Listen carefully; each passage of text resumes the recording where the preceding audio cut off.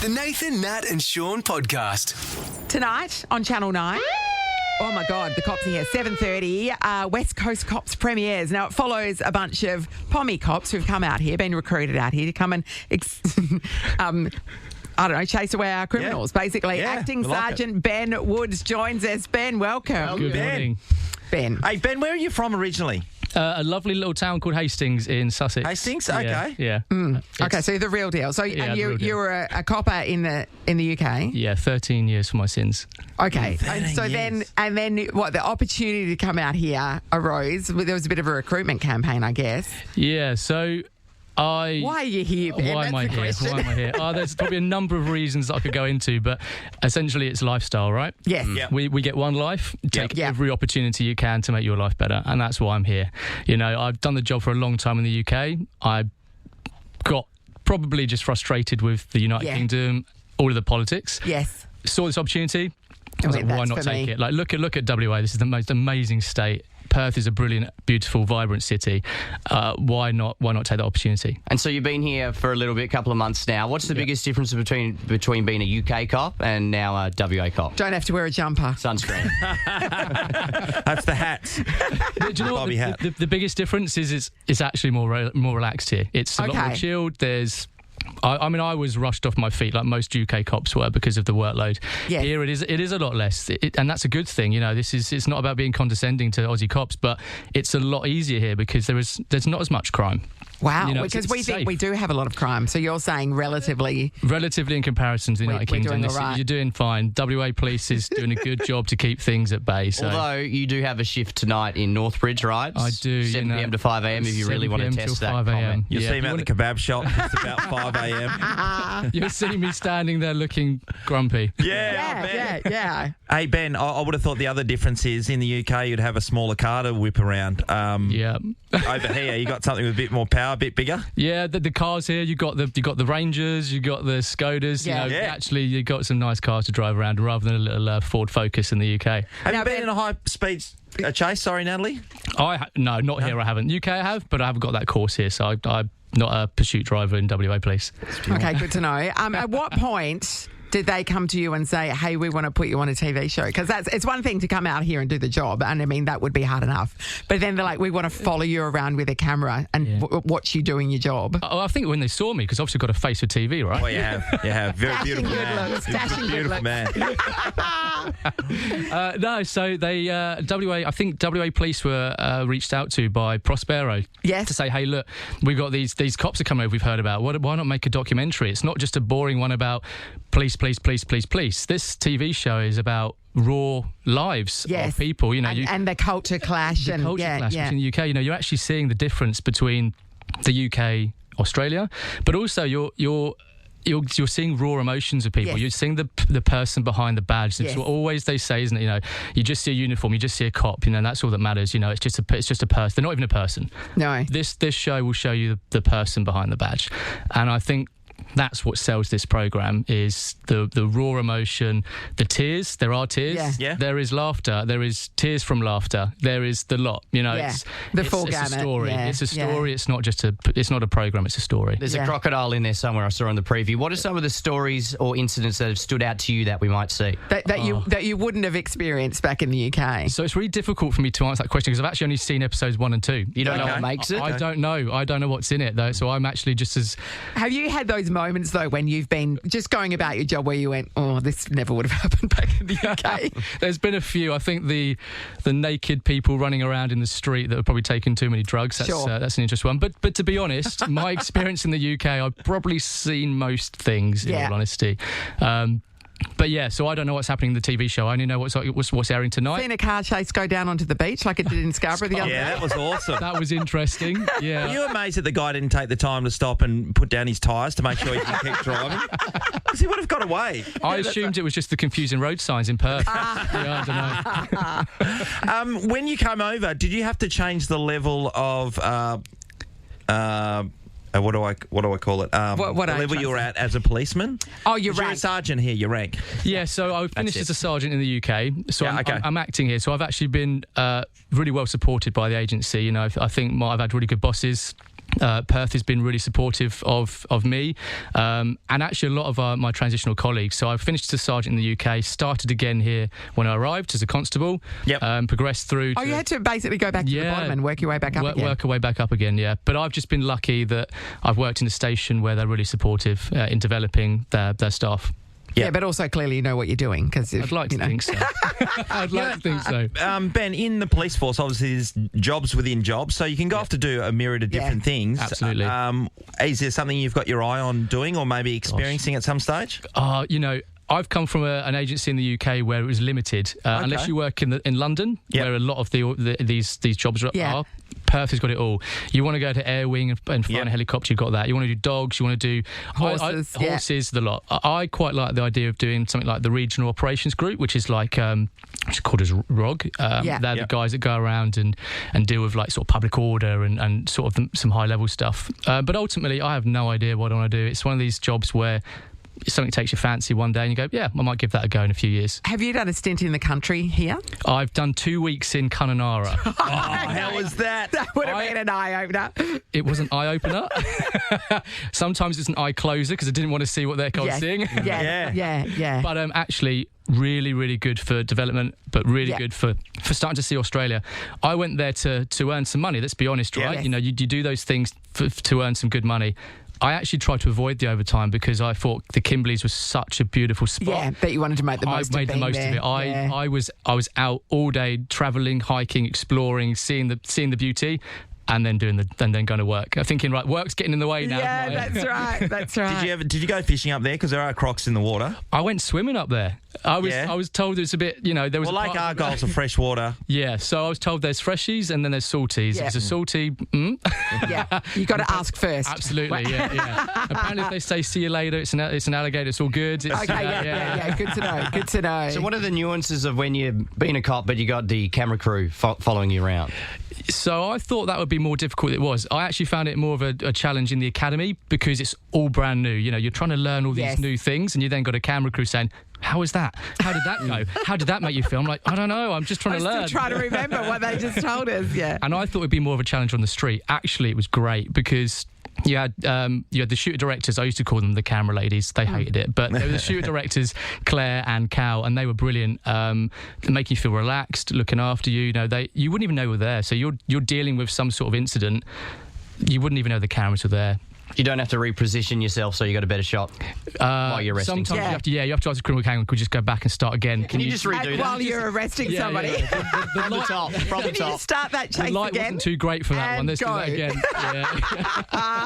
And what about, the obvious question this week has been a horrifically hot week. How do you go in the heat? I like the heat. And I'm not just saying that. And what is it they say? It's a dry heat in Perth, right? Yeah, true. Mad dogs and Englishmen go out in the midday sun. I love it. I love the heat. I moved here, not just for the weather, but for everything, right? The whole package. But the weather's a good selling point that it makes you happy. Yeah. This is why I think people here are happier because salaries are better, the weather's better, people are nicer. And I'm not just saying that. People in Perth are a lot nicer than a lot of English people. Ben, did you come out here single or with a partner? Single, so yeah. This is not Married at First Sight, is it? I don't know, it's a Channel 9 show, mate. We know I love people. a crossover. Well, we're looking forward to catching it tonight, everybody. 7:30 on Channel 9 and 9 now. West Coast Cops, starring Acting Sergeant Ben Woods. Thanks so much for coming in, Ben. Thanks a lot, Ben. And if you see Ben on the street tonight in Northbridge, be nice to him, please. Yeah, show some respect. He's a lovely man. Exactly. This is the Nathan, Nat and Shaun podcast. There's an article in the paper today about a guy who stole a car up around Joondalup. And he had to go to court. Allegedly. Well said. So what he did was he was skulking around the place and he came across his car. And you don't know he was skulking. What is skulking? It's just creeping around. Doing stuff with evil intent. Yes. Okay. So he jumps in this car and off he goes and hoons around. The problem is there was a 17-year-old girl in the back with her dog. You say this lightly. She must have been absolutely terrified. Yeah. Oh, 100%. Imagine you're just sitting there and you're playing with the dog or whatever, and then the next minute, there's a stranger in the car who was driving on the wrong side of the road, allegedly. Yes, allegedly. At speed, and you don't know who they are, and you don't know how this is going to happen. Speed, allegedly. And what happened? Did he? So then they got to a point where the guy obviously slowed down and was around a corner, and the 17-year-old girl jumped out of the car with the dog and got away. So the cops end up picking up this guy because allegedly he was driving on the wrong side of the road, Natalie, at the high speed. At high speeds, allegedly. Yeah. Allegedly. And he went to court and had his day in court yesterday. He hasn't had. He was remanded. So yeah, that was just the initial hearing. Which means what, Nat? That he has to go back for his actual court case. Means he's remanded. I didn't know either.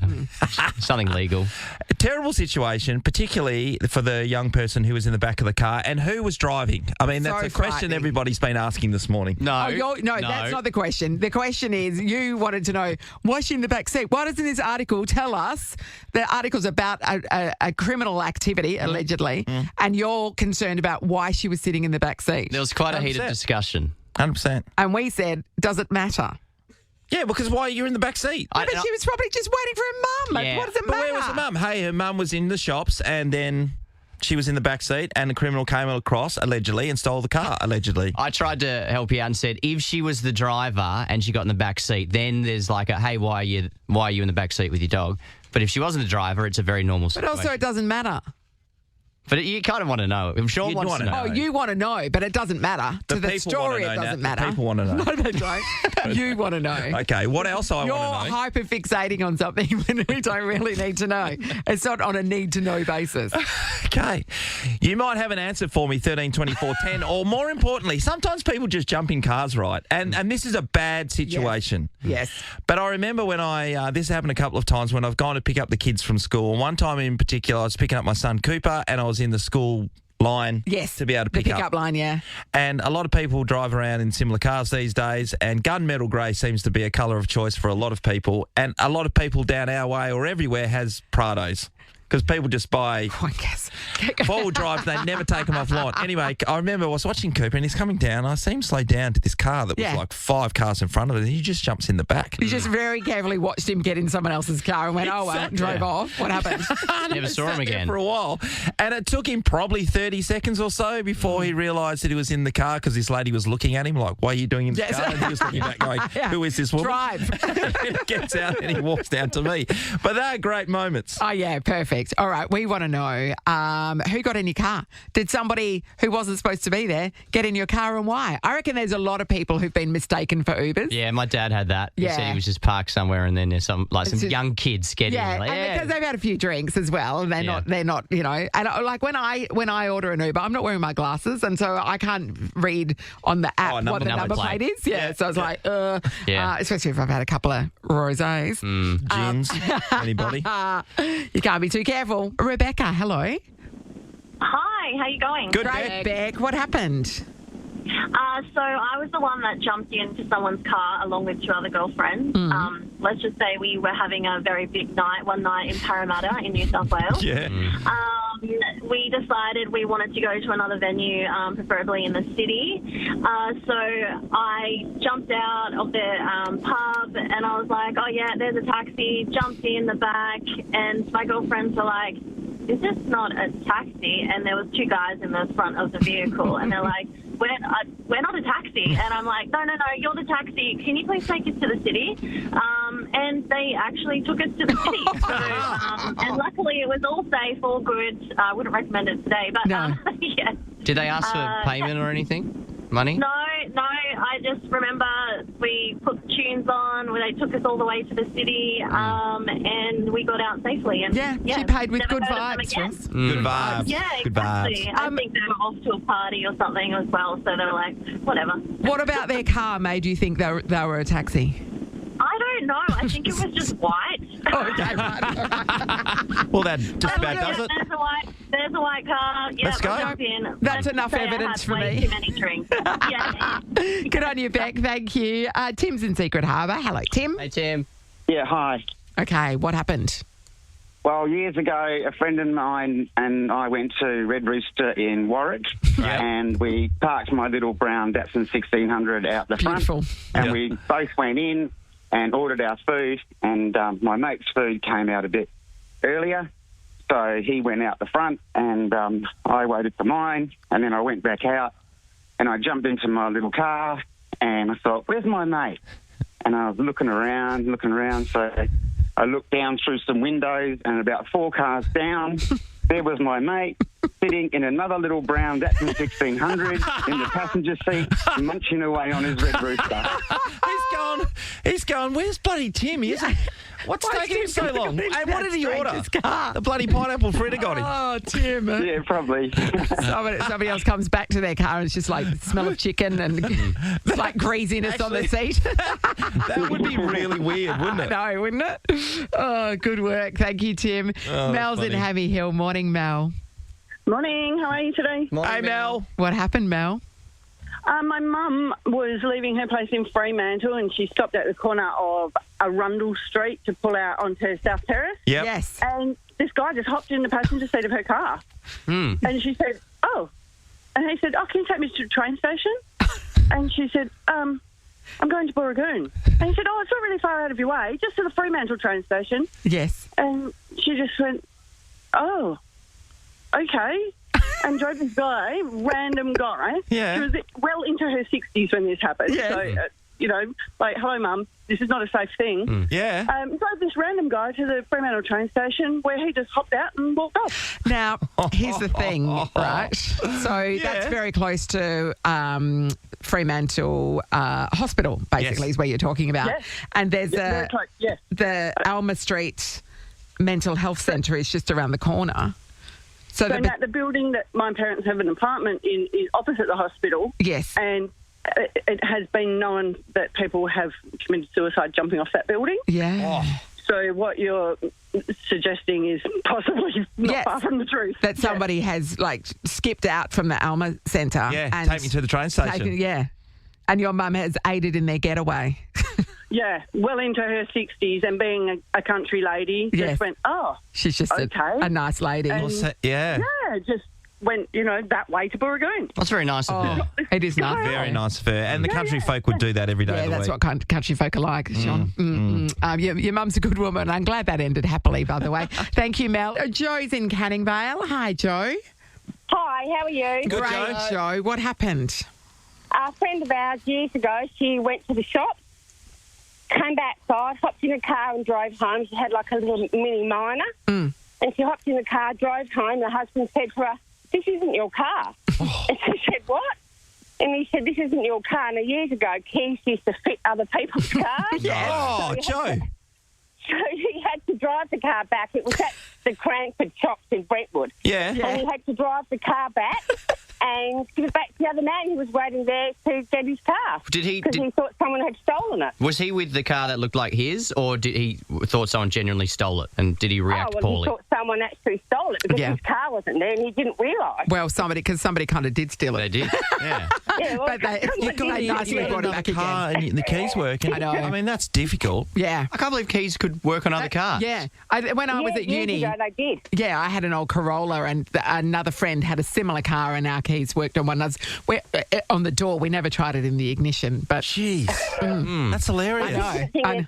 Well, she didn't think anything of it. She got in the car and it started and she drove home. I don't know if I'd know. I mean, you look at the number plate until you try. a couple of days later, you're like, Yeah. jeez. Yeah, it's amazing. A couple of days I later. didn't realise it wasn't her car when she got home, so Yeah. it was all sorted. But yes, it's always been a bit of a laugh. That's what husbands are for, to notice those things. Yeah, I know. Thank you, Joe. Beswell, hello. Hello. Hey, Hi, Beswell. Beswell. Okay, talk to us about, did you jump in someone's car or did somebody jump in yours? Well, somebody jumped in mine. So I was picking up a friend at the Ashby pub Yep. Yes. in Banksia Grove Yes. on Pinja Road. Yeah. So I was stopping there trying to find parking, and this guy comes in. He was, well done. Got a few. So, It was well done. Well done. Yeah. That's great. yeah, it was well done. Jumped in the back of the car, and he says, yeah, man. I said, hey, excuse me, this is not a taxi. He said, yeah. It was just I couldn't make anything that he was saying, and then so I drove him around the car park and dropped him back at the same spot he jumped on and said, "Yep, we are here, mate." And he jumps in his wallet. Jumps in his wallet, gives me $20 and says, "Keep the change." And he got out. Hey, Besswell, that's fantastic. That's classic. Well played, done. except you robbed him. But besides that, Why not, mate? You know, that's what you get. That's what you get. That's what you get if you won't get out I of love the that, stranger's Besswell. car. Well done. That's making the best out of the situation. Well played. Janine's in Willagee. Bring us home, Janine. What happened? Hi guys, it's Janine from Allure Limousines. And about a decade ago, we were doing a pickup at a hotel in the city for a wedding. Yep. Bride comes out, Matt says her name, she goes, yep, jump in the limo, driving down the freeway south to what we thought was our bride's ceremony location. She goes, "Driver, where are you going?" And he's like, "I'm taking you to the church." I'm not getting married there. The wrong bride had jumped in the wrong limo. Oh, my What are the chances God. there's two brides hanging around at the right moment and to get for a in? limo. I know. Yeah. Amazing. Yeah, so we ended up, coordinating with the other companies to take our bride to our ceremony location. And then while they were getting married, the drivers drove to the right location. But she wasn't listening, obviously. He was like, yep, I'm such and such bride. Yeah, that's and amazing. clearly she wasn't. Yes. On your wedding day, of course, you want everything to go perfect. You just imagine the Is this an panic omen? would have... Is this a sign? Yeah. But also opportunity to, do a maths spin-off where that's right, Janine. instead of the experts matching you, it's just the limo drivers decide Allure limousines. drop you at the wrong church. Oh, too good. Thanks, Janine. Brilliant work, everybody. Nathan, Nat and Sean is a Nova podcast. For more great comedy shows like this, head to novapodcasts.com.au. Nova.